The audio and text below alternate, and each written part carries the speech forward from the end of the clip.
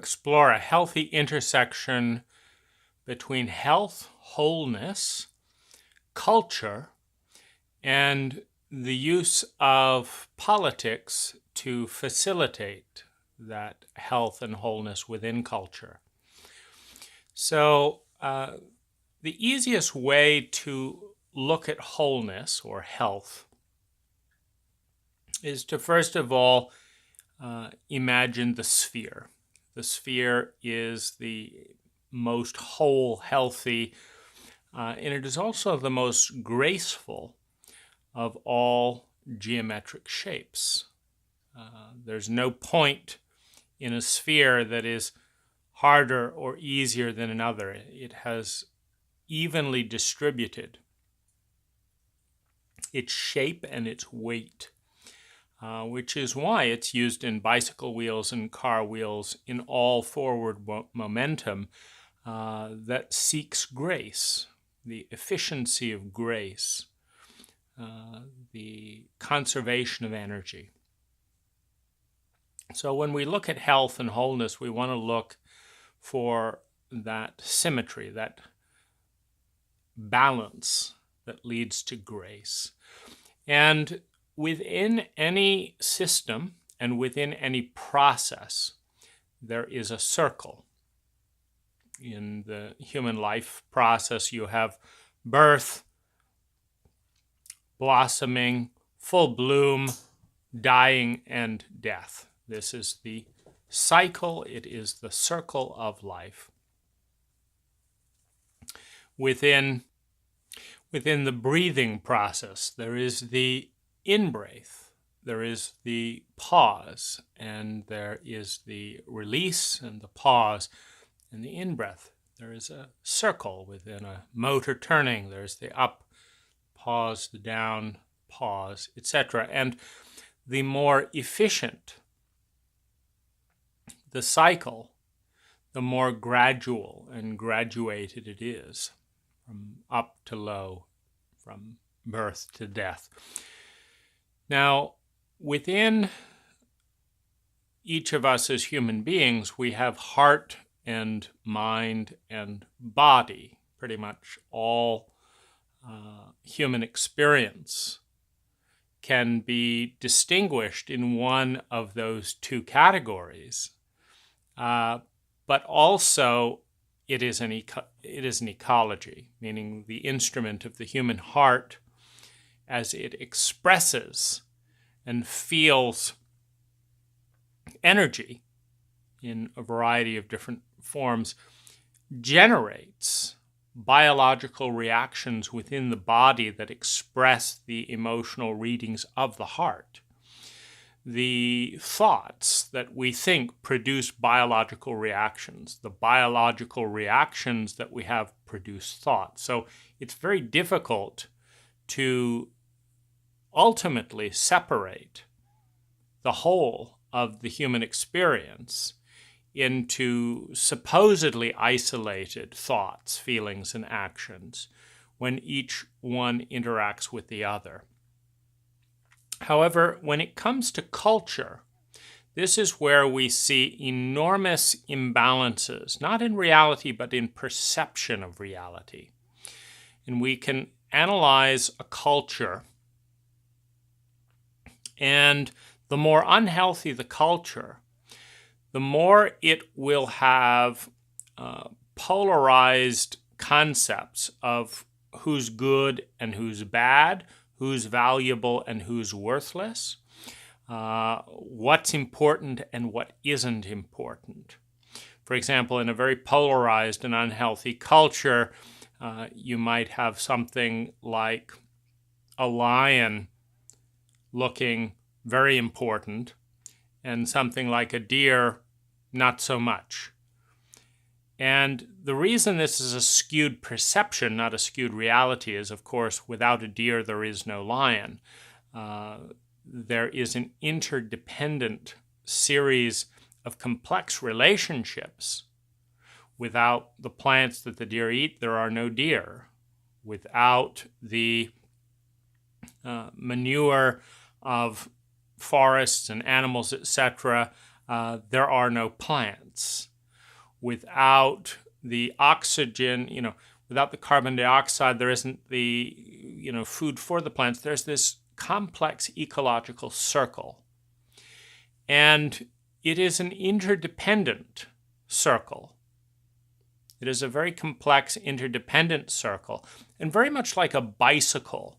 If you stop any spoke on a bicycle wheel from turning, if you freeze a spoke with judgment, with condemnation, with criticism, and say, this cannot turn, all the other spokes on the wheel can turn, but not this spoke. I'm holding on to this one. You see, it's an interconnected wheel.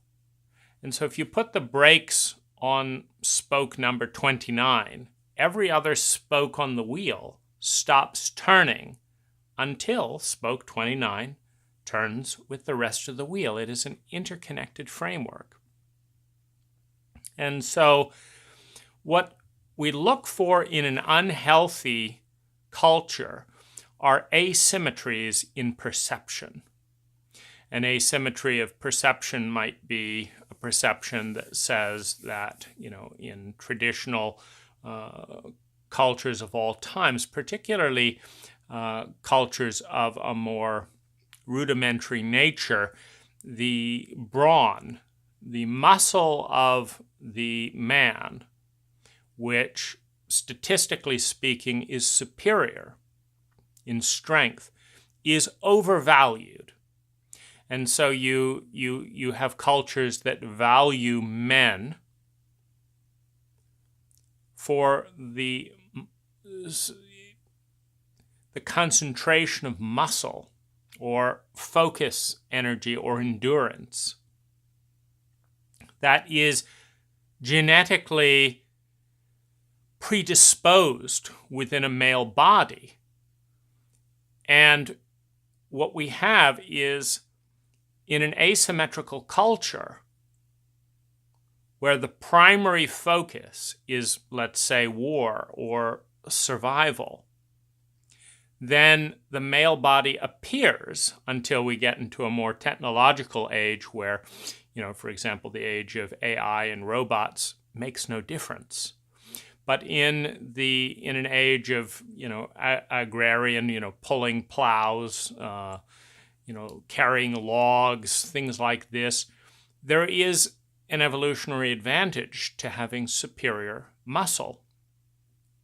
Now, within the context of a given environment and a given culture's focus, in this case on survival or war or conquest, prestige, you have a self-referential loop where masculine traits and men get valued higher than the feminine traits, creating a cultural asymmetry. Now, this is not a true asymmetry. There's no ultimate truth that says that the presence, that the spontaneity, that the warmth, that the empathy, that the nurturing, that is the domain of the feminine in men and women, is less important than just getting through the day. But at an earlier stage of evolution, getting through the day is really in question. Are we going to get through the day? And in the hierarchy of needs, as Abraham Maslow explores them, survival comes before security of that survival, and security in survival comes before love and belonging. And it is when we move into love and belonging, the third hierarchy of needs, that we move solidly into the feminine domain within men and women, into the heart, into the felt experience. That's when we move beyond, okay, am I going to survive? Am I going to survive? Yes, I have survived.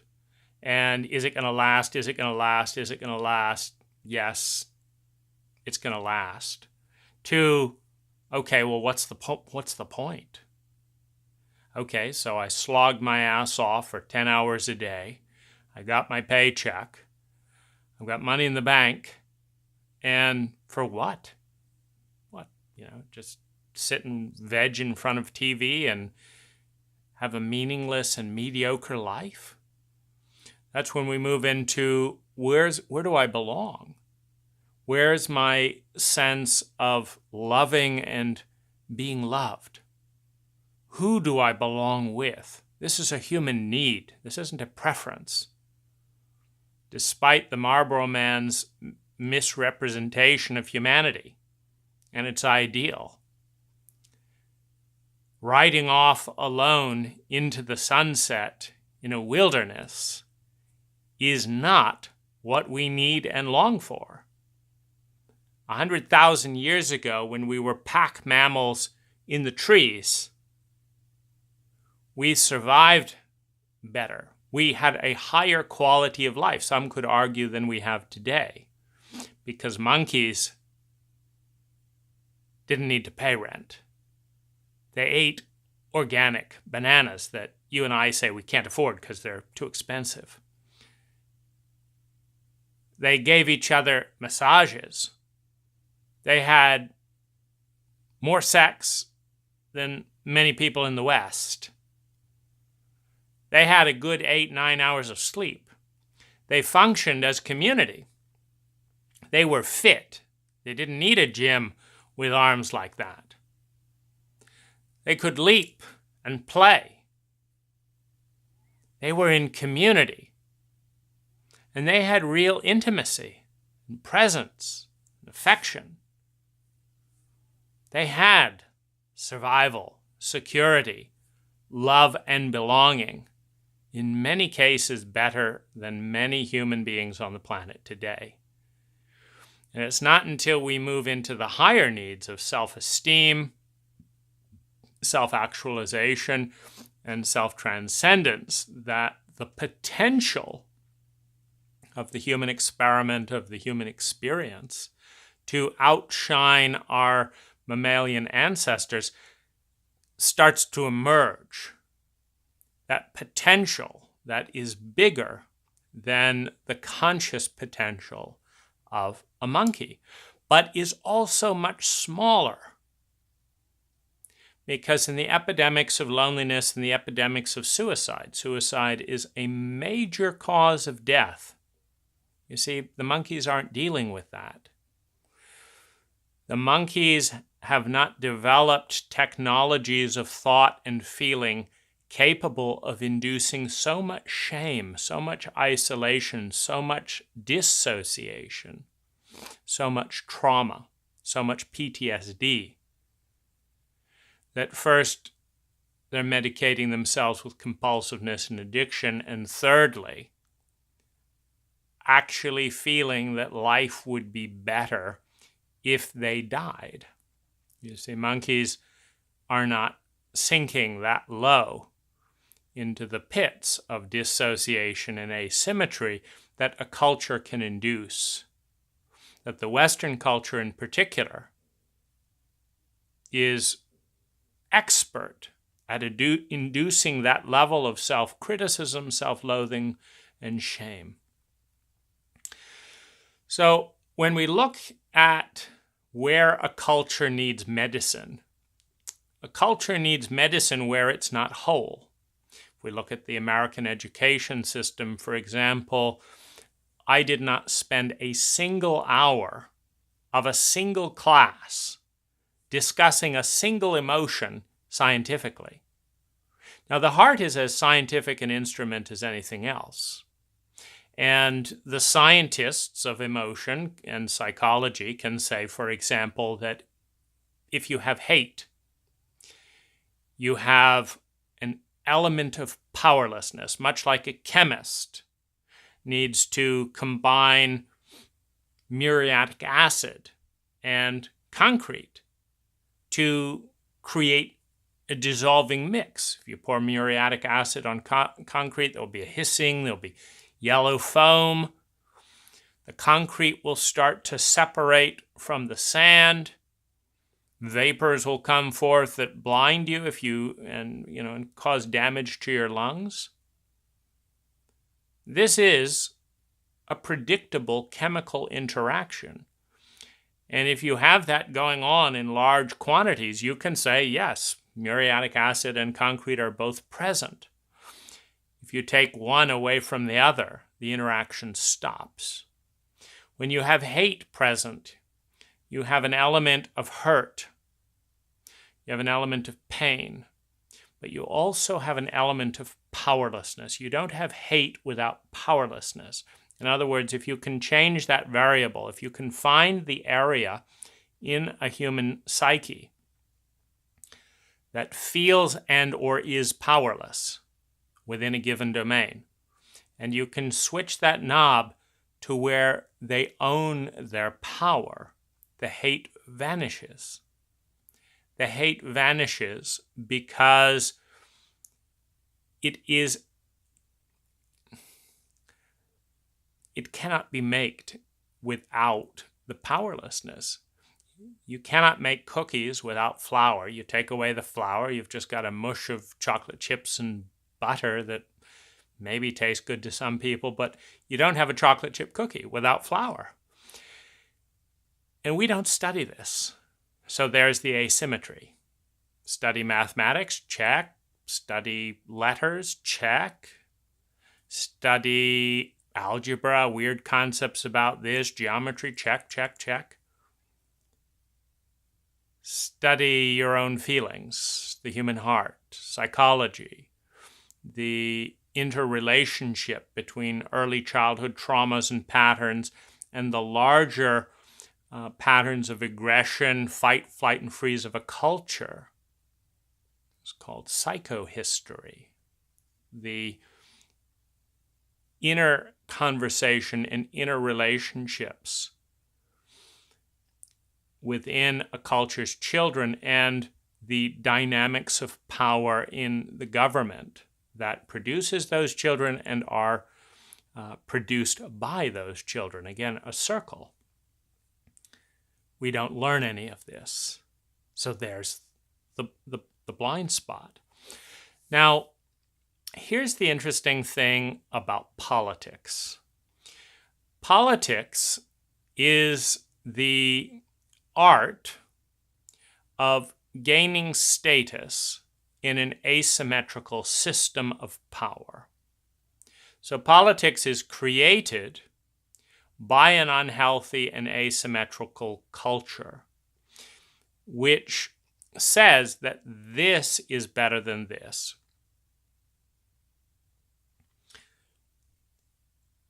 If you take, for example, the United States, where despite the enormous, well, I should be more honest, despite the minimal effort to balance more than a century of slavery and shame and cultural imbalances imposed on African American human beings.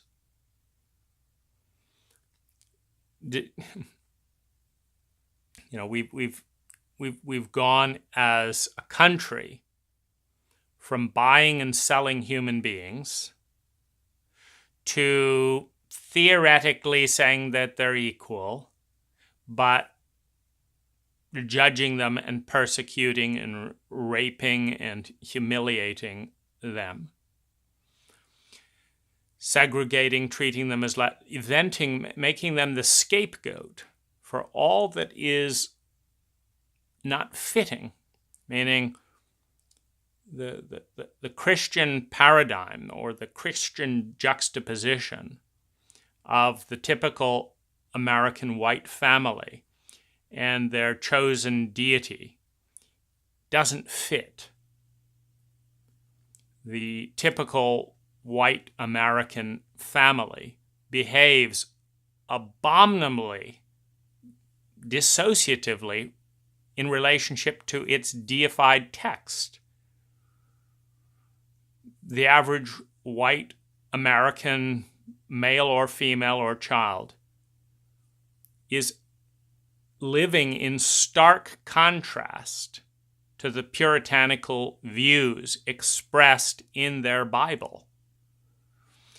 in a paradigm where they will be punished by a white man, despite the little anomaly of the fact that Jesus would have been black or Arabs. You have a Christian country that hates Arabs on the basis of their skin, but claims to worship Jesus, who was an Arab. It's very, very odd. We just get over these little awkward moments by painting Jesus' little face white with blonde hair rather than black curly hair. Anyway, it doesn't add up. But enough fear is engendered in the American Christian psyche. I was raised with it. My father would read me stories in the Old Testament.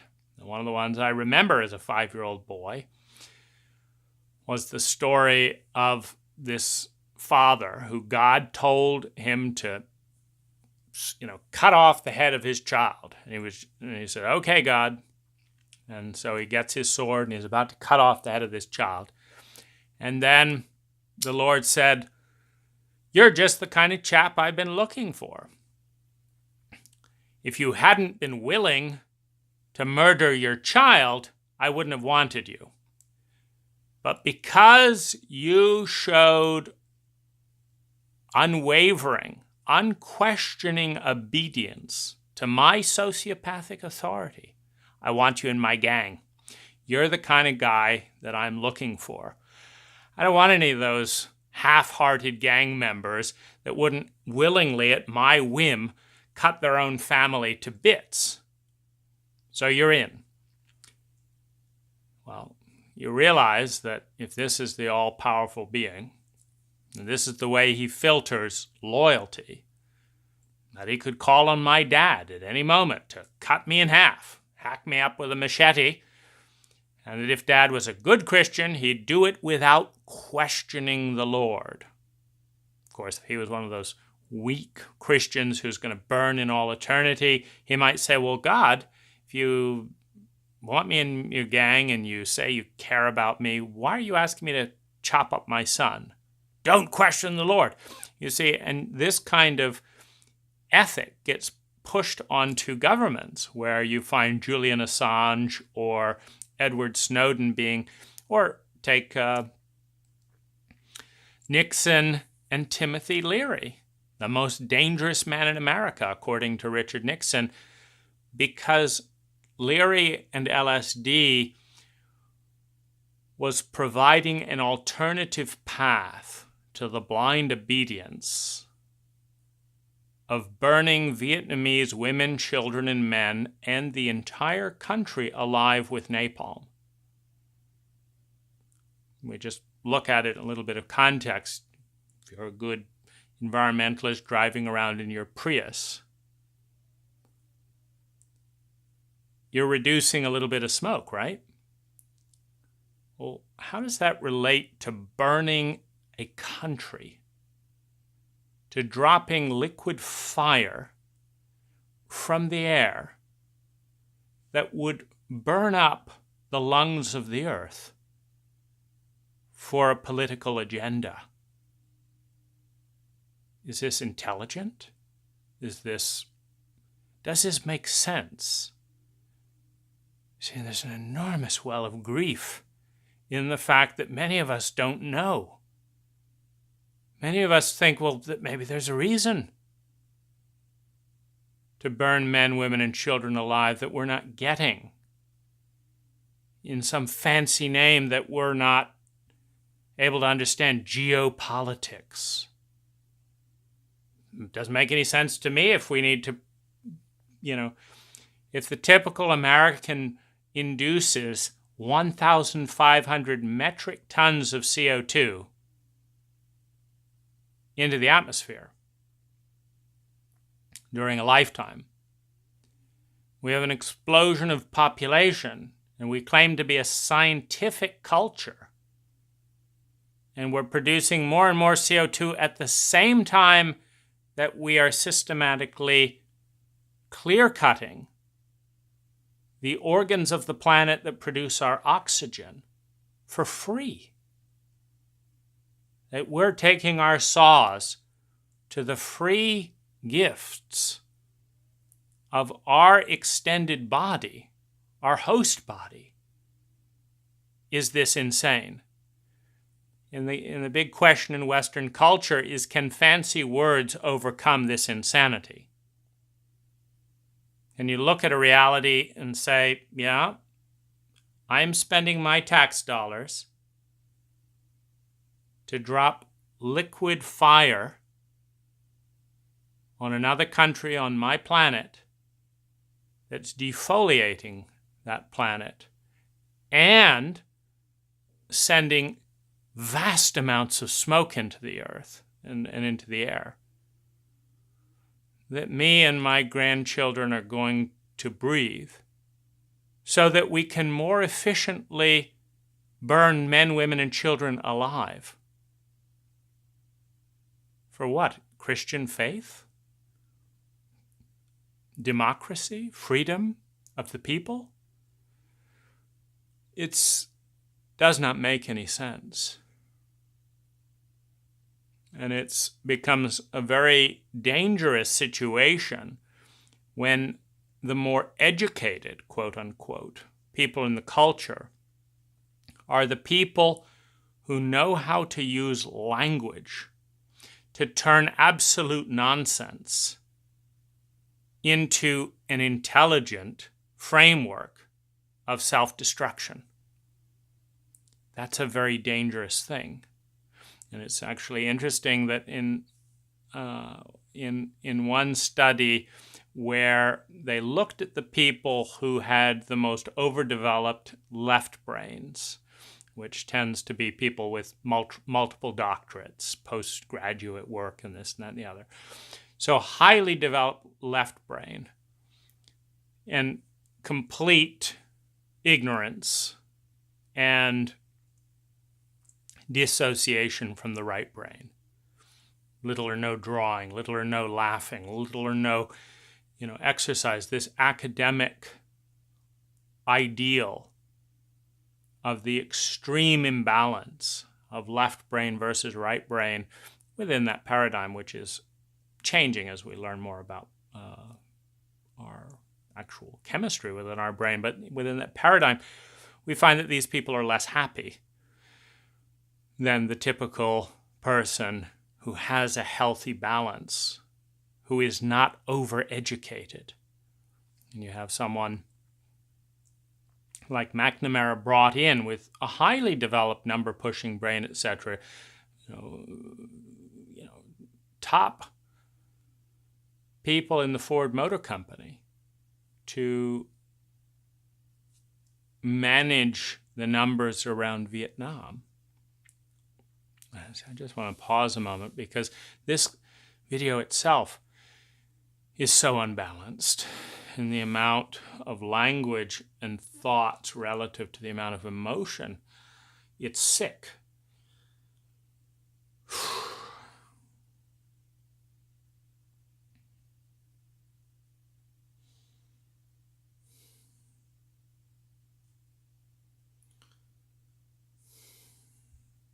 One of the cornerstones of sociopathic behavior is when the fascination with the threat of an idea takes one deep into psychological and physical pain without any acknowledgement that there's anything painful, with instead a dissociative fascination, which is often what you find in people who torture other human beings, a dissociative fascination with what produces what kind of pain without any empathy, because the wall has come up. The wall has come up. We've blocked.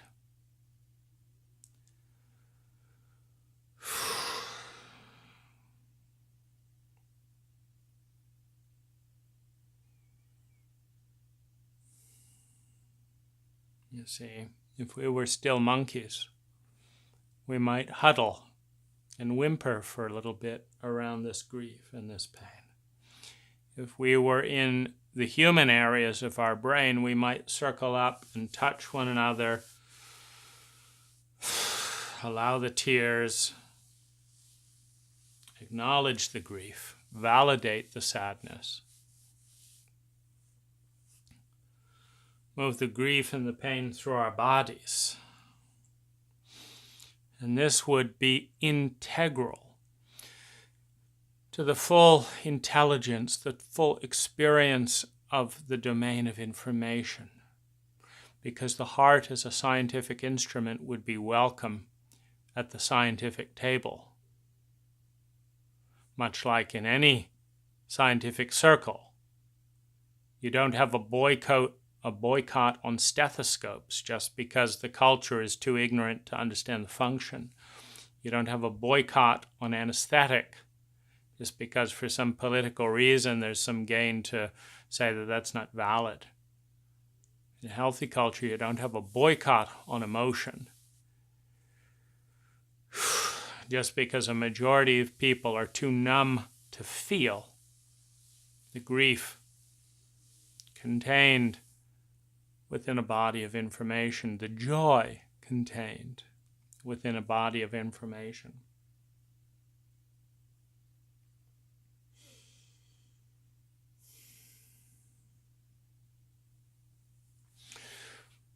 The point is, every culture is asymmetrical. Every culture has a dis-ease where the bicycle wheel has been flattened and it flows too fast as it's coming down from its flattened hump. And it's really hard to get up at the hill and often sits there in a little bit until you have the energy of pushed up the hill and it, like a watermelon. Going long ways on a bicycle is just a very flat hub.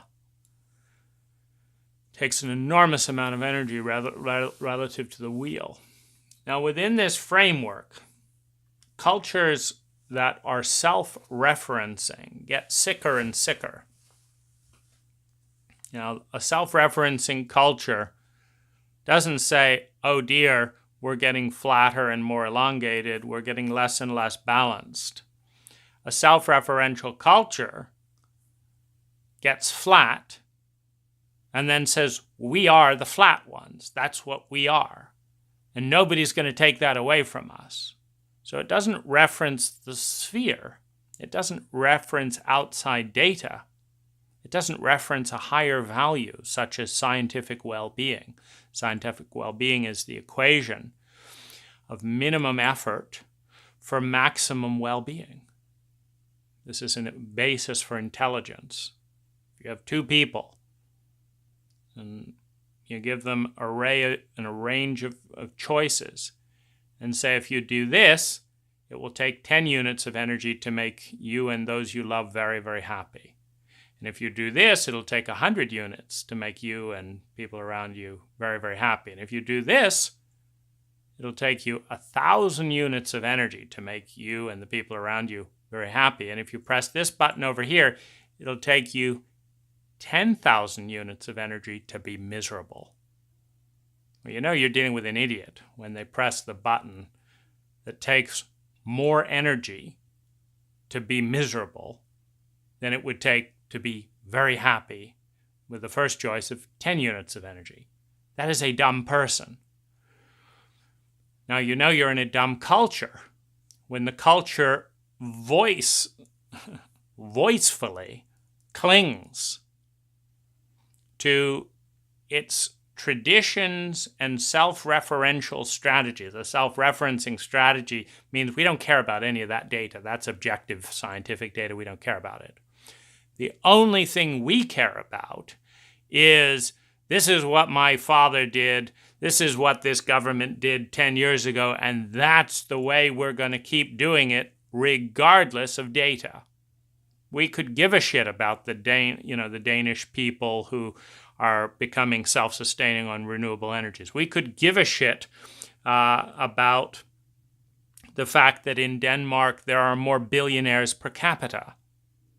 We could give a shit about the fact that there are no homeless people. We don't care about the rest of the world. We don't care about scientific data. All we care about is, wait for it, the American way of stupid, dogmatic ignorance leading to massive amounts of suffering. That's the way we've always done it.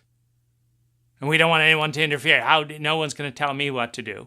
No one's going to tell me that I can't sit getting fat, eating potato chips, watching games that I'm too lazy and don't have the skills to play, commenting on things that I have no influence over.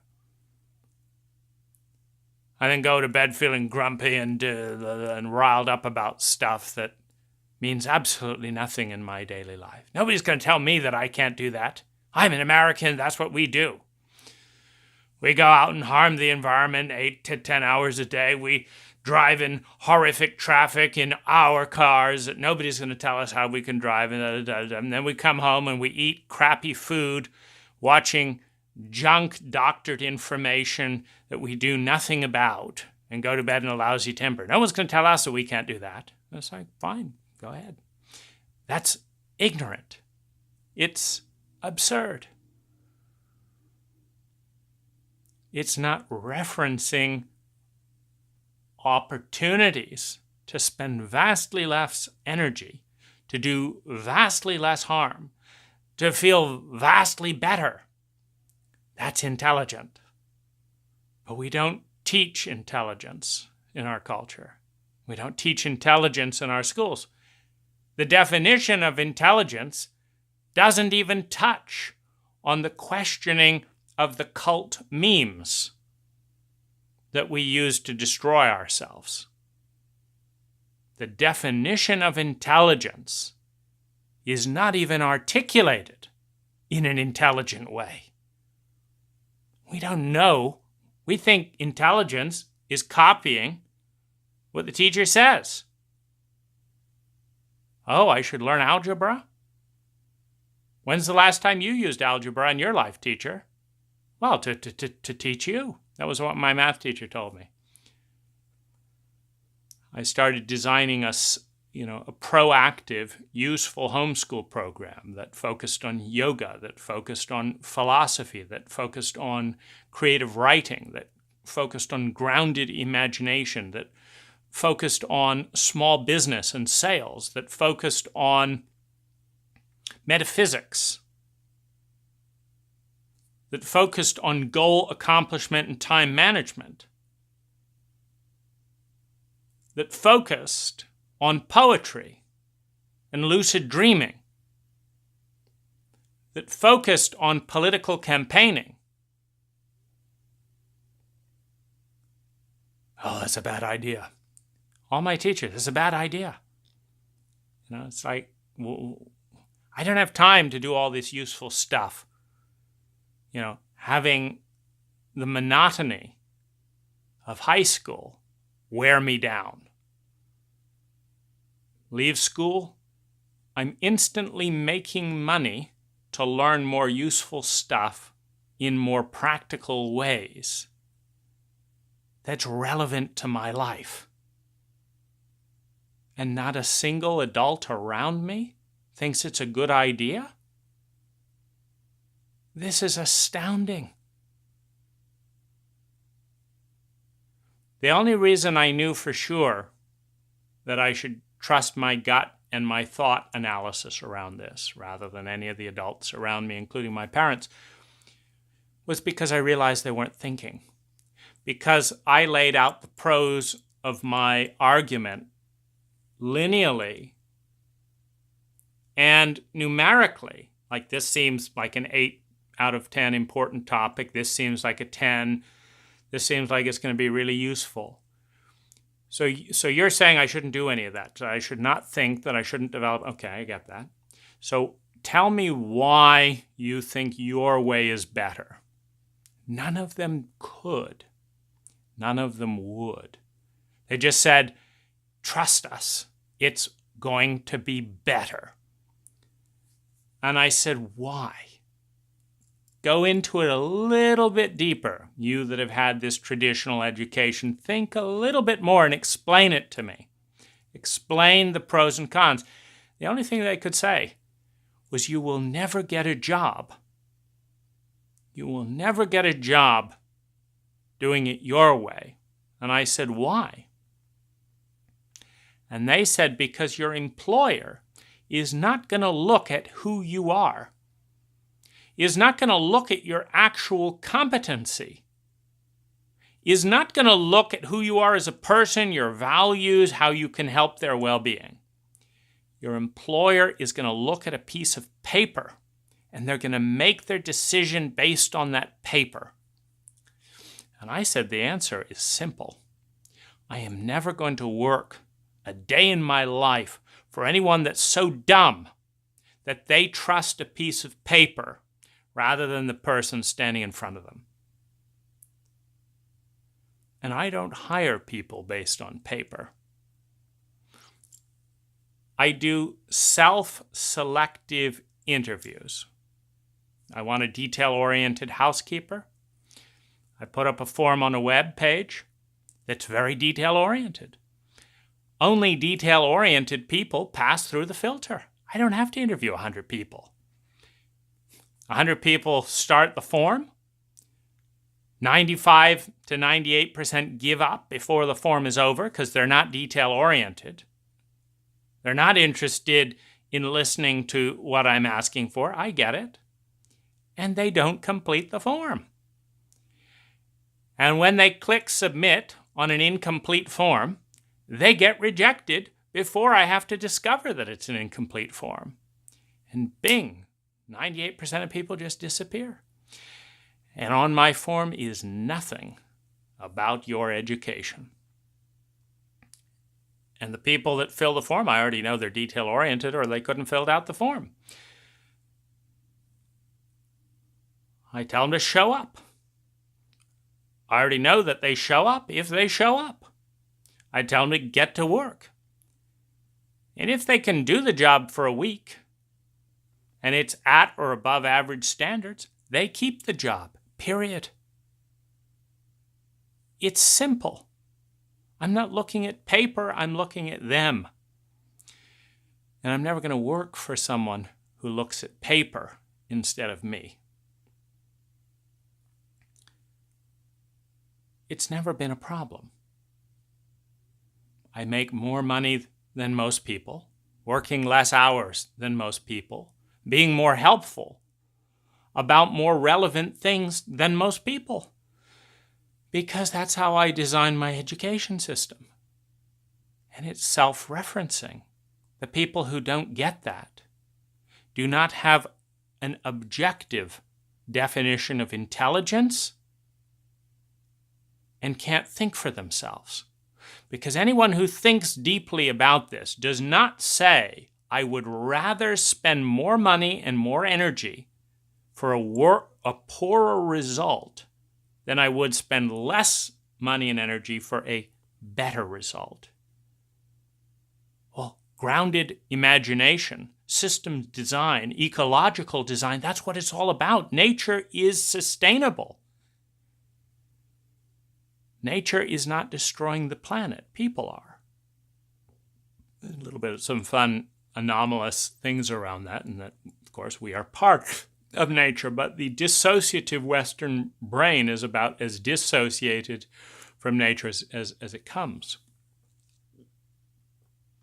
Now, I started this video with an awareness that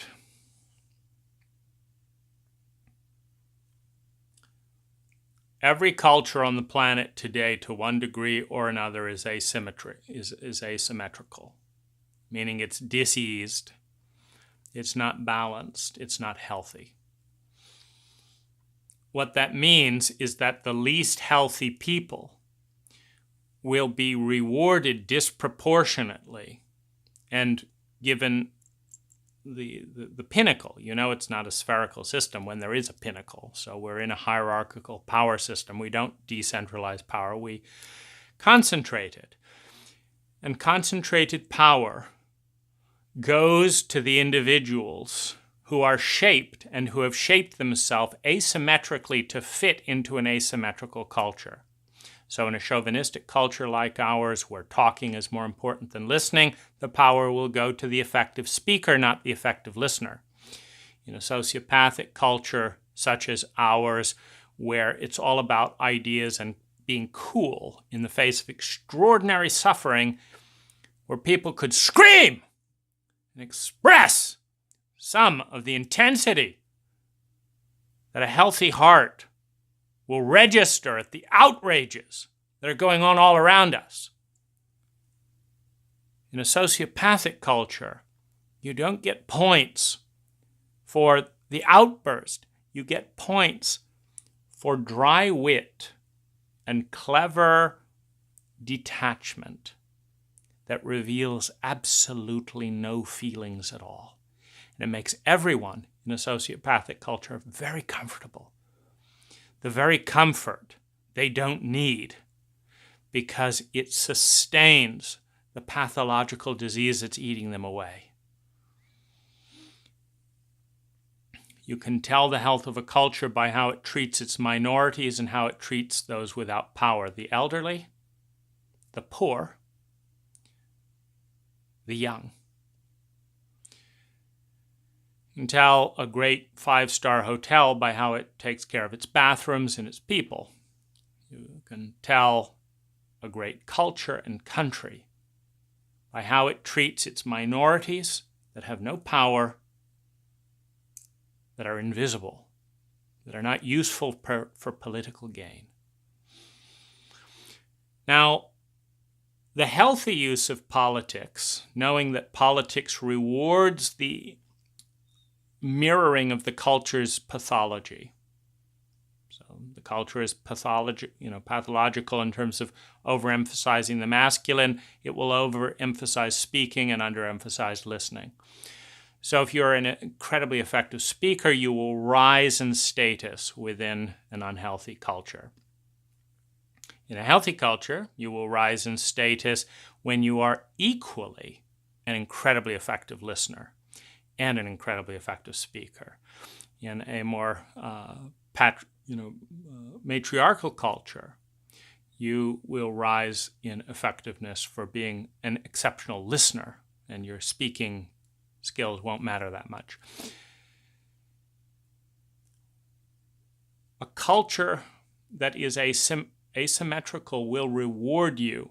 For example, I get rewarded in the United States for being able to make money efficiently. I get rewarded for being able to speak efficiently, not briefly, but at least articulately. And getting things done, for being assertive, for being intelligent, asking good questions. These things give me points within a highly masculine culture. I lose points for being emotional. I lose points for listening well. I lose points for expressing emotion about the underprivileged. I lose points for being vulnerable, for being candid. In this culture, I lose about 30% of value in the United States. And it is my feminine side that is more aggressively attacked and targeted in this culture, and more importantly, the most malnourished. So if I want to make lots of money and be popular and stuff like that, just emphasize the masculine. What we need is leadership that is transcendent. Transcendent leadership are leaders that are willing to give up power, give up the illusion of superiority, give up money and overvalued tchotchkes in order to spend that political capital, and it is called political capital because very few people will follow you there, to spend the political capital to advocate for the most helpless minorities, the most undervalued values. When you do that, when you use your billions, your millions, your white masculine status to discredit the overemphasis on the very things that give you status, and advocate for the people who deserve to be listened to and heard meaning you shouldn't be listening to me. There's a young black homeless woman wandering not too far from you that's being forced into prostitution, and she can teach you more about what's unhealthy in this culture and the ecological train of events that lead to disease than I can. But you're not listening to her because she might turn away, aware that she's been beaten for raising her voice, and aware that you don't have the patience in a sociopathic and a chauvinistic culture to open up to the pain that she's living so that we can stay numb. It's when we use the unfairly earned social and political capital to advocate for the unfairly neglected within the circle that the elongated shape in the culture becomes more spherical, that trauma and disease is reduced, that momentum and evolution within a culture accelerates, and true wealth, a wealth that values health and the ability to smile at most of the people we encounter, and the ability to leave our doors open, and the ability to spend more of our budget on education, on transformation, on healing, on emotional literacy, and less on bombing and bullying other governments and countries around the world.